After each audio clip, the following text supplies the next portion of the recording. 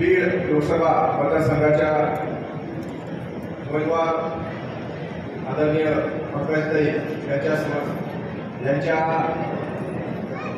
प्रचारात ही विजय संकल्प सभा मेळाव्यानिमित्त उपस्थित बीड जिल्ह्याचे पालकमंत्री सन्माननीय धनंजय मुंडे साहेब आणि उपस्थित सर्वच मंचावर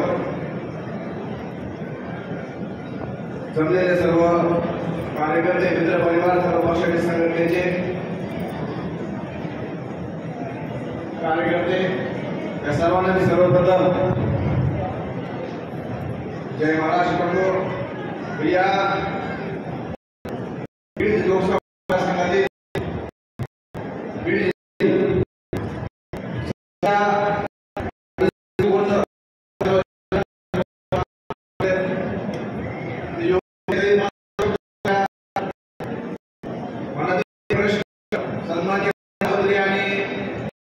बीड लोकसभा मतदारसंघातील आपल्या उमेदवार पंकजताई यांना उपस्थित करायचे।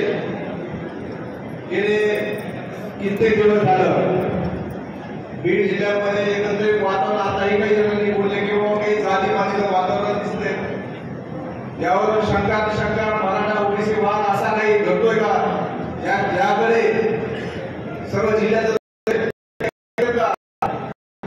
जे काही खराब होतंय का, आणि डायरेक्ट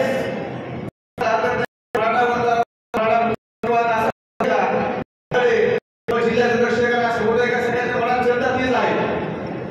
पण आजच्या इतिहासामध्ये मी वयाने तरी लहान असतो तर मराठा समाजाने कधी जातीवाद केलेला नाही। मराठा समाजाने जर जातीवादच केला असता तर आजपर्यंत मराठा बीड जिल्ह्यातील मराठा ओबीसी नेते एवढे तयार झाले असते का? बीड विधानसभा असो, लोकसभा असो, जिल्हा परिषद असो, या सर्व जागेवर मराठा समाजाने कधी सार्वजनिक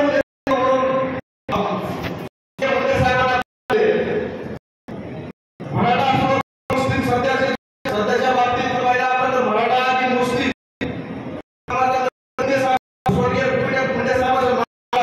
एक शब्द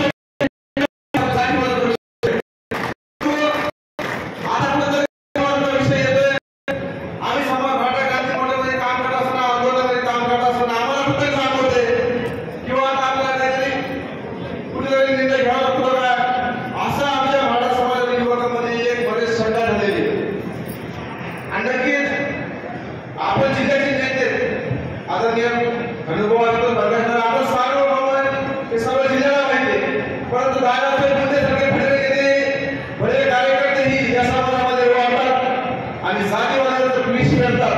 असे बहुसंख्य लोक दोन्ही समाजामध्ये असतात, यांनाही आता बांधव करणं प्रत्येक समाजाचं काम आहे। मराठा बांधवांना मराठा ओबीसी वाद आपल्याला मुद्दा भरणार नाही। पंकजताई नक्कीच केंद्रीय मंत्री असतील, या दृष्टिकोनातून मराठा समाज ताकदीने पूर्ण मतदान पंकजताईच्या पाठीमागे उभे राहील आणि या लोकसभेच्या उमेदवार आपल्या येणाऱ्या